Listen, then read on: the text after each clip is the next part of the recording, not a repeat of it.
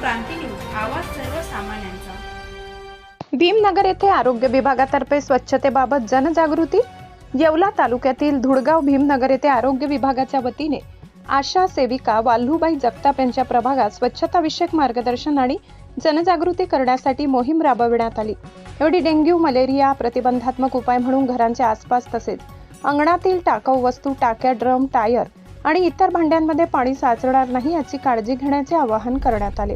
साचलेल्या पाण्यामुळे डासांची उत्पत्ती होऊन विविध आजारांचा प्रसार होण्याची शक्यता असते, त्यामुळे परिसर स्वच्छ ठेवणे, कचऱ्याची योग्य प्रकारे विल्हेवाट लावणे आणि पाणी साचू न देणे याबाबत नागरिकांना मार्गदर्शन करण्यात आले।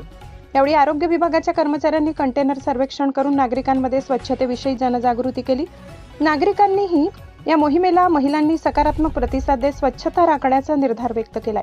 यावेळी आशा सेविका वाल्हूबाई जगताप, आरोग्य सेविका रुपाली डोळस, आरोग्य सेवक मिलिंद कुमावत, गणेश धात्रक यांनी स्वतः पाहणी करत डेंग्यू मलेरिया आजार उद्भवू नये म्हणून जनजागृती केली। यावेळी मंगल मांजरे, शोभा मांजरे, रेणुका गायकवाड उपस्थित होत्या।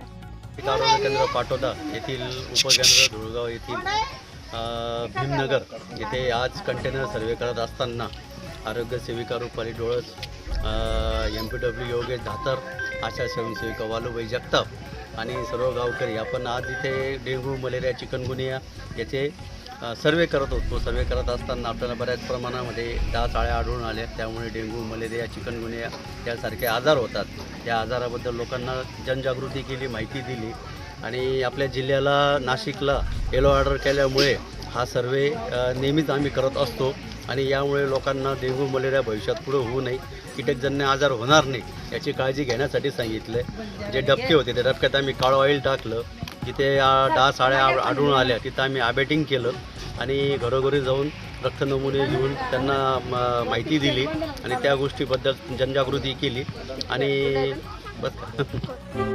अशाच नवनवीन बातम्या पाहण्यासाठी आमच्या महाराष्ट्र क्रांती न्यूज या YouTube चॅनलला लाईक करा, सबस्क्राईब करा आणि बेल आयकॉनला प्रेस करा।